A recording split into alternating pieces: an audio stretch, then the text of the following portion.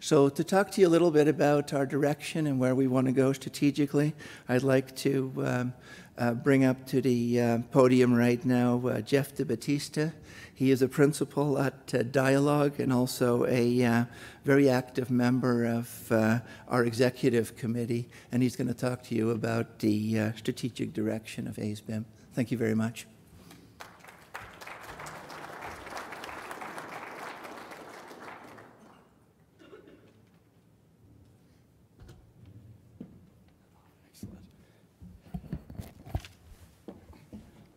Good morning, bright lights.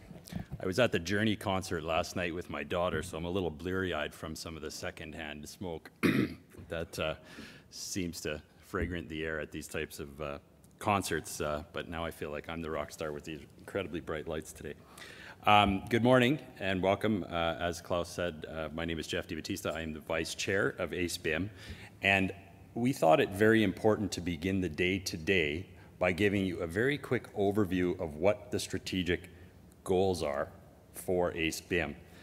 As you well know, there are a host of BIM organizations out there in the world, and you know, it feels sometimes a little bit like a race to see which ones are going to get set up and succeed and which ones aren't. Well, we plan to succeed, and I think when I go through a few slides about our strategic direction and our strategic goals, you'll see why. You know, there's the Institute for BIM in Canada, there's CanBIM, there's Building Smart Alliance, like the list is as long as your arm of relatively new organizations that are supporting BIM. How aceBIM is different, now let's see if I could make this clicker work.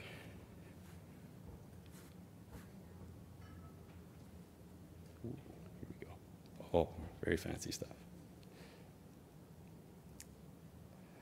Is that it is a partnership, and as Kirsty said first thing this morning, it's about people, and it's about collaboration, and it's about Alberta. This is an Alberta-based solution. It's not a national thing, it's not an international thing, it's not American.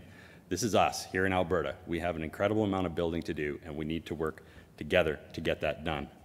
So aceBIM at its core is fundamentally a not-for-profit Alberta partnership of designers, constructors, manufacturers, educators, government, and frankly, anybody else who has an interest in BIM, and it will make their business more productive and our economy stronger and our province a better place to be, to live, to work, and to play.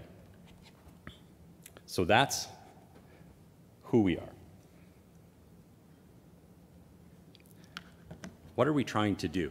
Well, our vision for the future of Alberta and BIM helping to get us there is to be a more productive and competitive Alberta design, manufacturing, and construction industry through BIM-enabled technologies. We very deliberately use some broad words here. We don't want to be too focused down because BIM is an emerging technology. We don't actually quite know where this is all going to go. So we want to be inclusive and to bring into the fold those technologies that are developing that can help our industry here in Alberta. So we were very specific about choosing BIM-enabled technologies to leave it very broad and open so that we can bring as many people into the fold as we can. So that's our vision for the future. So now, how might we actually accomplish that? Because it's a pretty big goal. We see three strategic priorities that we need to implement. And I'm not going to get into any details here right now. You're going to see some of those unfold over the course of the day. But the very first thing we feel that we need to do as an Alberta community is to inspire the adoption of BIM. We have to get the message out to industry, to constructors, to government, to designers, to everybody to say, hey, there's a huge amount of untapped potential here. Please learn more. Please get excited about this. Please come on board. Please join us. So inspire is the first word I want you to remember. The second thing we need to do after we've hopefully inspired people to want to try to use BIM, to want to adopt it, is to enable them to actually do it, to share information, to take away some of the scary stuff, because all of this technology can be very overwhelming. to make it real, to make it practical, to make it profitable.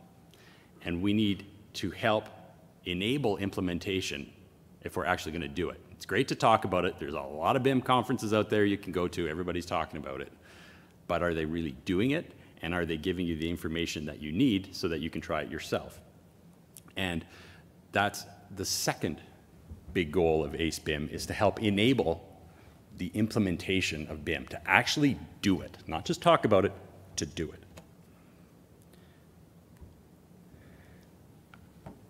And the third thing we want to do is, after people are dipping their toes in the water of BIM and trying it, we need to support them, because, you know, the transition is not easy necessarily to change from what I'll call a 2D way of thinking to a 3D information-laden way of thinking.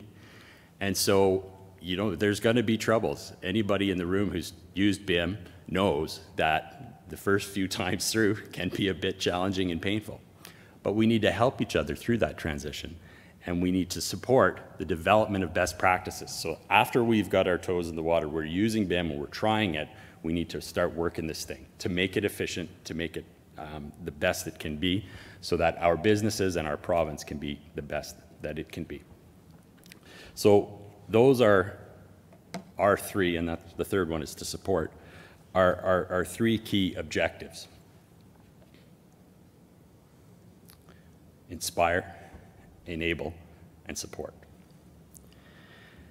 And I thought that I would just spend about another minute or maybe two and say, you know, why did we at Dialogue choose to participate in this initiative?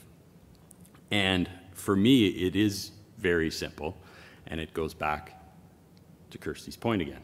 It's about collaboration. We've been on the BIM path at Dialogue for about 5 years. And what we see coming in the not too distant future is a future where all of this 2D drawings and specs, like, we're not even going to do that.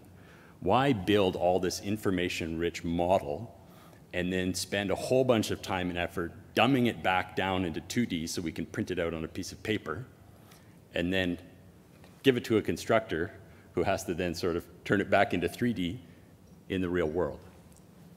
That whole way of working is on the path of the dinosaurs. And the reality is that eventually, you know, we'll be just, you know, oh, reach into my pocket, here's a memory stick, you know, talk to my good friend Jeff Duffield from PCL, oh, PCL, please go build this, right? And it'll just be the model. And the model will be used on site. And there are no more drawings. And it's a whole shift in the way of thinking and the way of working.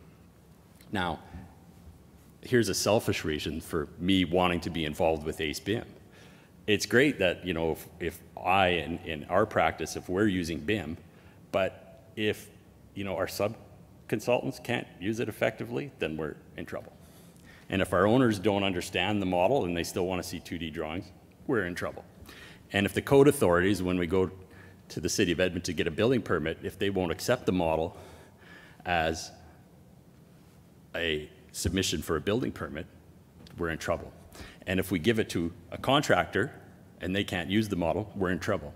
And if they give it to their subcontractors and they can't use it, we're in trouble. So it reinforces the need for us all to work together to get this thing to work properly. And that's why I was passionate about volunteering when I heard about aceBIM, and I want to applaud the vision that the government has had in supporting us to help us find our feet and get started. Thank you.